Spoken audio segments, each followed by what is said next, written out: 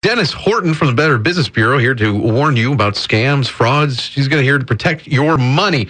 Dennis, how you doing today, buddy?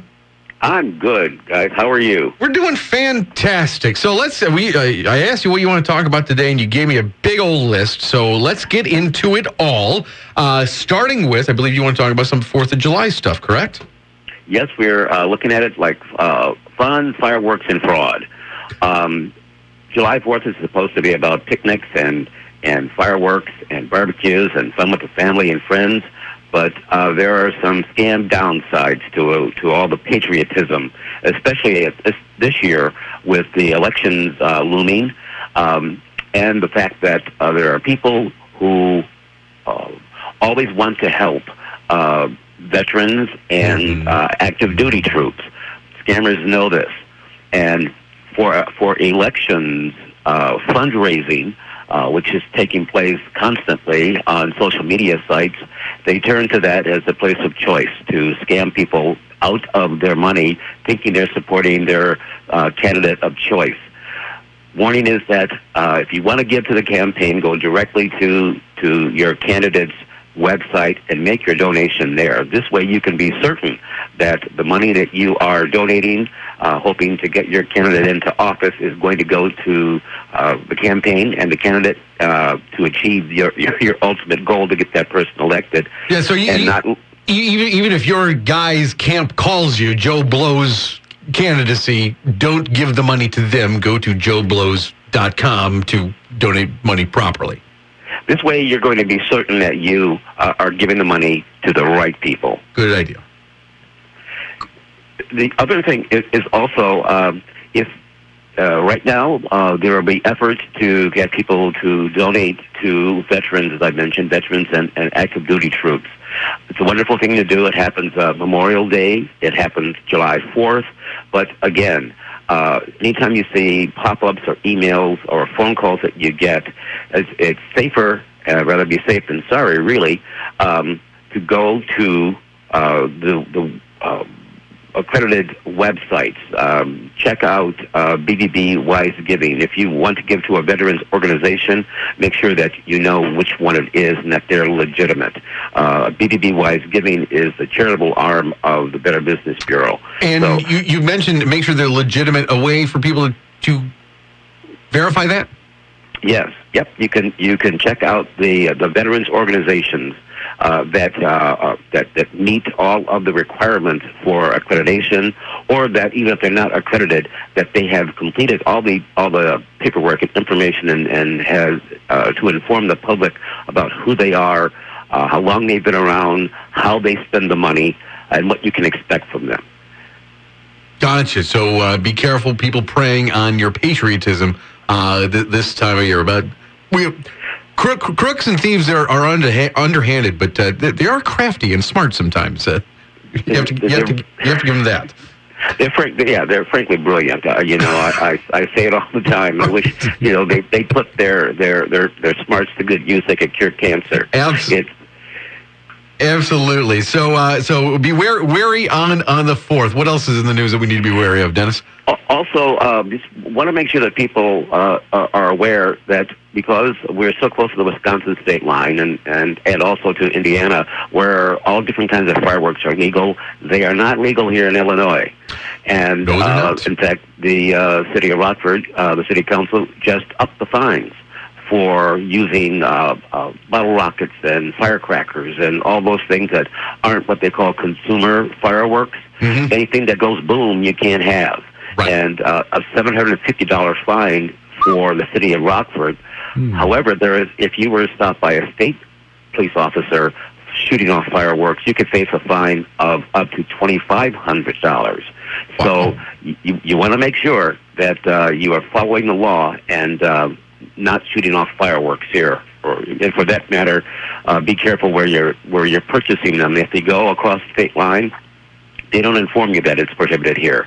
Also, if you're going to do it, and I'm not recommending that you do, pay in cash. Don't give your credit card. These very often are pop-up stands, here today, gone tomorrow. And if they have your credit card information, they're gone with it. That's Be very careful. That's a good point. I mean, let's not lie to ourselves about this. I mean, they can up the fines and everything, but people are still going to go out and buy fireworks up there and come back and shoot them off. And Tom and I were talking about this earlier about all the pop-up shops of fireworks that show up this time of year. Are those reputable? Are those safe? I mean, would you ever give them a credit card, or is it always cash for any pop-up situation like that? I would pay cash for any pop-up situation because, like I mentioned, they're here today, and tomorrow they're gone, and they're gone with your credit card information. Even though they're supposed to have destroyed it, they may or may not, and you don't know who they are or where they came from. Gotcha. It's a good idea. So some good 4th of July rules coming our way. You also some news of some crooks getting their comeuppance here. It's about time. I don't want to sound like a hard guy, but I'm very often asked, why do these crooks keep ripping us off with IRS calls? Well, frankly, it still works and it's lucrative. But when they do catch them, and this time they have, there's a gentleman or man from Hoffman Estates, Andy Patel, who was charged with wire fraud, 2 counts of wire fraud and 1 count of money laundering. And after being caught, he is now facing a lot of jail time. He could go to prison for 20 years on each of those counts of wire fraud and face $250,000 fines, and another 20 years for the money laundering. I really hate to sound like a bad guy, but I'm really happy it happened. Well, he was preying on people for a while. It's all right. Is this guy going to end up as a candidate, Dennis, on an episode of American Greed, possibly? No. Sounds like a good bust. The sad thing is that that $250,000 fine, he's ripped off people to the tunes of millions. Right. So they get their hands on the money, and he has put the money into accounts abroad, and he has put money into accounts here in the U.S. So the Department of Justice may very well get their hands on those millions, and those $250,000 fines will probably be paid. So if they do get the hands on the back pay, will the victims get some money back for it? If you have filed a complaint with the Federal Trade Commission, there is a possibility that you can in fact get at least part of your money back. So this could be a good trend if we start picking up some crooks and you get your name on lists. If we've talked about if you have been scammed like this, I think a lot of people are maybe don't come forward with it because it's maybe embarrassed or something. But now it sounds like maybe you could actually fix the problem if you come forward with it. Yes, and you mentioned the thing is that very often people are too embarrassed because they fell for this scam. Don't be. It happens to the best of people, and really bright people who fall for it. Scammers are professionals, and you are not a professional victim. So don't worry about it. File the complaint with the Federal Trade Commission, or file it through us, so that we can pass this information along to law enforcement, and when they catch someone and they can get the money back, you have an opportunity to get your money back, and in some cases, people have lost thousands of dollars. So please don't be embarrassed. File the complaint. And to file it, can we do that all online, or do we have to do that in person somewhere?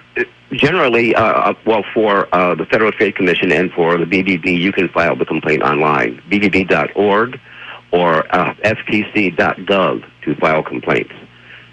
All right. So some people actually doing some time, and that's a good trend. Let's keep that one going. It is summertime. It is sports season, camp season for the young ones. And you have a fishy basketball camp that's being promoted in the area right now? Well, yes. We have the BBB, larger BBB offices like ours, Chicago and Rockford, have investigative teams. St. Louis is also a larger BBB, and they have an investigative team, and uncovered during an investigation that Joel Box Evolution Basketball has ripped off many people in the St. Louis area. One of the stories that I read was about an 11-year-old boy who had saved his money and to the tune of about $750 to attend this basketball camp that never materialized. Sad thing is that the person, Joel Box, has roots here in Rockford, and is planning to have basketball camps here July 9th and August 14th. We don't know where those camps are to be held, but want to make people aware that the camps that were planned in Quincy, Illinois, never took place. And in the interim, Joel Evolution Basketball camps have filed bankruptcy. So if you are thinking about participating in one of these camps, think twice and ask lots of questions before you write your check or turn over your credit card information to get your kid enrolled in one of these camps. Especially because the box kind of linked locally. I want to make sure we're clear on everything with that camp there. Do you feel, or maybe you guys don't know, was the intention when they started this to rip people off, or was this maybe just poor planning that didn't a camp that didn't come to fruition? I don't know exactly what transpired. He has held basketball camps here in Rockford before without incident. But the problem is that the camps that he held in Quincy, when they did not take place, to the tune of some $75,000, he did not make refunds, and in fact says he has a no refund policy. Well, what we determined through the investigation is that, at least in Quincy, there was a pattern of complaint. And if you take someone's money and you don't deliver the product, this is a bad thing. And we want to make sure that people here in Rockford who may have participated in a previous camp that was held by Mr. Box, make sure that they're asking the right questions, making sure that they extract some sort of guarantee that if the basketball camp does not materialize, that they will get their money back. If there are uniforms that had to be purchased, making sure that those uniforms are indeed being purchased and that you're going to receive them. And if none of these things happened, what is he going to do about it? Hey, Dennis, quick question. Can a business, generally speaking, and maybe it varies business to business, but can a business make a claim, like you mentioned a second ago, no refund policy, when in fact they do not deliver, whether it's an event or a product or whatever? Can you say, I offer no refunds, and then not deliver what you promised? Is that even legal, or does that depend?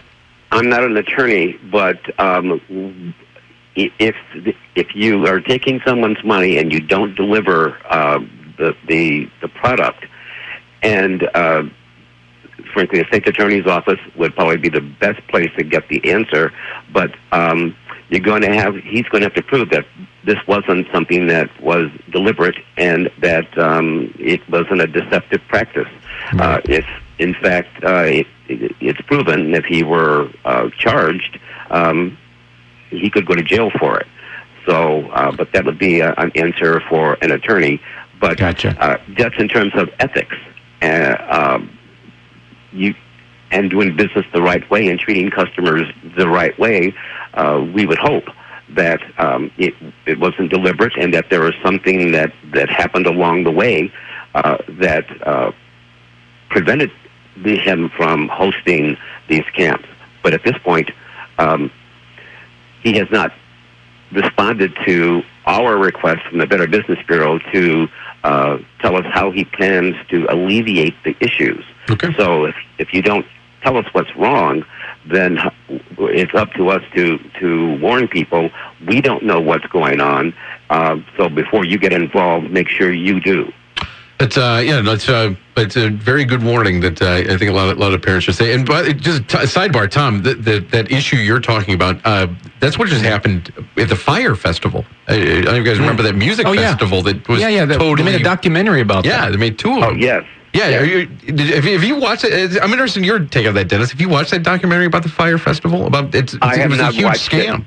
It was a huge scam. I did not watch it, but I did hear about it. And they deliberately set it up to rip off people. There was never going to be a festival. So I'm not claiming that that's the case with these basketball camps, but that's why you have to be very careful when you are making purchases, especially online, and paying for an event or a festival or a camp or whatever the case may be, because you don't really know these people. And you're at a distance and they're at a distance, and until you get there and find out it doesn't even exist, what do you do? Yep. So what we were saying is forewarned is forearmed.